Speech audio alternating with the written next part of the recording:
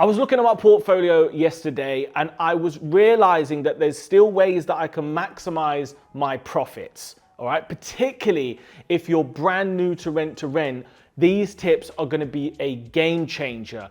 And what I like to do is I like to always look at my figures every single week and think, where can I save money? Where can I maximize my cash flow? Because the higher the cash flow, the more quickly you can get financially independent, get out of your work, and then the more money you can reinvest into assets you own. And that's what I'm doing at the moment. I'm like, how can I increase my owned portfolio? Currently sat on 9 and I want to take it up to 20 over the next couple of years. So on this video, I'm going to share with you what I found and what you might find useful too. Number 1, refurbs. That's right. One of the biggest mistakes I made at the beginning was I spent too much on my refurbs. And every now and then I get a bit carried away and I just know that I probably spent an extra couple of grand and I've spent a few grand too much. And the problem with that, right, is when you do, it pushes your break-even point back. But the biggest issue is it drains your cash flow. Because at times last year I was doing 5 deals a month. So if I'm spending 3 grand more on each one, that's 15 grand. So my recommendation is I have a shopping list now and I follow it step by step and I never buy something that's not a necessity. The thing is you can buy more later as and when you need to, but I really get strict. I don't buy stuff for my properties no more. I've outsourced it to the team. They've got a shopping list, what to buy, where to buy it from. Anything outside of that list needs my approval and we keep it tight. One other thing here is make sure that you're spending a budget that's relative to your target tenant or guest. In other words, if you are going for luxury SA, sure, you might need to provide more luxury. But if you're going for a more contractor simple house, keep it simple. Don't waste your money, get cash flowing, and then you can add to it later. Number 2 is smart thermostats. Yep, of late, utilities have been going crazy. But even if they weren't, it's really smart to have more control over the amount of utilities that your tenants or guests are using. The amount of time I've had guests, not in the house, but they're banging the temperature. Or I've had a guest check out on a Saturday afternoon and my cleaners didn't get there till Monday and they've left the heating on 30 all weekend. In fact, I've even seen instances where taps have been left on. Same with your HMOs. You will have 5 tenants go home for Christmas, leave the heating on 30 degrees maximum for 2 weeks. And if you've not got this technology, you can fall short, especially as you grow and you can't physically go to every property. So it might cost 250 to 500 quid to get one of these smart thermostats, but trust me, it's going to save you so much over a 5-year period. And it means that I've got a team member that just has them all on their phone. We regulate them, we lock them so sometimes they can't be abused, and whenever guests check out, they are turned off, so we're saving money. This compounded over 10, 20, 30, 50, 60 deals has been the biggest amount of deals I've had at one time, saves a lot of money. Next up, for all my rent to service accommodation people out there, it's about turning OTA bookings into direct bookings. Because this is a massive saving. Think about it like this: for every £100 you make, you're paying £15 or £15 to £20 to your OTA. That's 15 to 20%. So my rule of thumb is this: I accept that when you Google accommodation in Manchester, the top people are obviously going to be Airbnb, Booking.com, etc. I can't compete with that, right? So I'm more than happy for people to find me on those, but what I like to do is seed my business, and my thing is I want you to book with them, but only one time. Because they deserve the money. I don't try and cut out the OTAs. No. I love the OTAs. I want to build with them.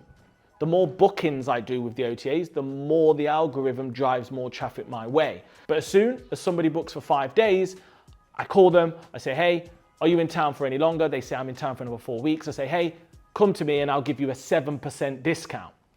15% minus 7% is 8%, which means I increase my margins nicely. Once again, If you then extrapolate that from 10, 20, 30, 40, 50, 60 properties, we're talking about a lot of money, which is going to go to your profit.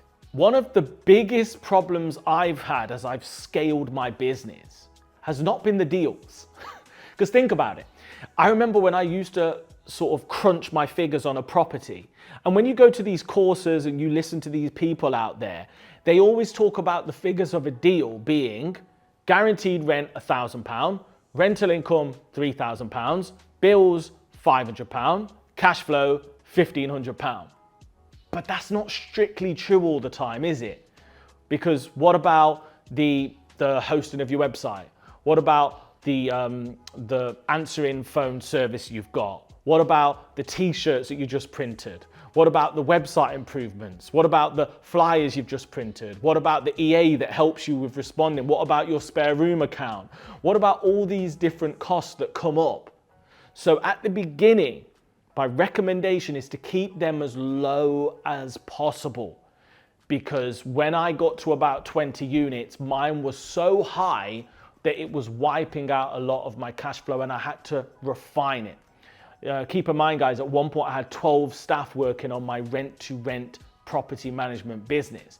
I've even streamed that back now to make sure business costs are low and cash flow is high. So remember, Rome wasn't built in a day. Unless you've got double figure deals, try and keep your business costs as low as possible. That's how you're going to get the biggest cash flow. You're going to be able to get your goal quickly and then scale into assets that you do own eventually. And last but not least, and possibly the most important one that I overlooked for a long time. Now, when I started in rent to rent, the first thing you do is you crunch your figures on a deal and then you offer significantly lower than the guaranteed rent to try and make your figures work. But I had this light bulb moment where I realized that's good for me, but it's not always good for the landlord. And if I don't create a win-win, they're just going to go with a family tenant that will pay them more and I lose the deal. So then what happened was I then realized actually it's my job as a rent-to-rent 2.0 business to offer as competitive rent as possible. And then it's my job to find ways to add more value to justify that. So if the guaranteed rent's £2,000, at the beginning I would offer 1,500 and I was just getting no, no, no. Now I'm more likely to offer the £2,000 and then find creative ways. However, point number 5 is you do not want to overpay for your rent. Take it from me. If you get excited and you end up paying a little bit more and you've done your figures wrong, you can lose money. And this has happened to me. In fact, I've done a video talking about one such instance if you search on the channel. I've had to give properties back where, hang on a minute, I've got a bit too confident, I've not done the figures right, I got gassed up and the deal's not worked. And I don't want that to happen to you. So here's 2 things that you want to do to make sure it doesn't. The first thing is make sure you do your figures very carefully and always do them conservatively using software that's going to let you know the nightly rates or the room rates, okay? That's the first thing. The second thing you want to do, which is super, super important, is check the comparables. Not many rent-to-renters do this. In BRR, we always do this. You know, if you're buying a house for 150 grand, you look on Rightmove houses sold and you think, that one sold for 130, this one sold for 170, this one sold for 180, is 150 a deal? Yeah. You need to do the same in rent-to-rent. So if you've got a 2-bed apartment, I can't believe I said that dirty word. If you've got a 2-bed house and it's £2,000 a month, you want to look at other properties available, other 2-bed houses in that area and see what they're going for. If you see they're going for 1,500, 1,600, 1,400, and you found your property on open rent, they might just be, trying to give you, trying to bump you because they're just plucking a figure out of their head and you don't want to be the fool that pays it. So I hope you found these useful. Implement as many as you can to maximize your rent-to-rent cash flow. Now, I know around 50% of you are subscribed to the channel already, which is mental. It's a mental statistic. I really appreciate you. But if you're not already, I just ask one favor. Just log into your YouTube, subscribe, hit the notification bell, comment below. I really appreciate it, and I want to spread this content out to as many people as possible. If you need anything, hit me up. I'm always on the comments, and I'll see you in the next video.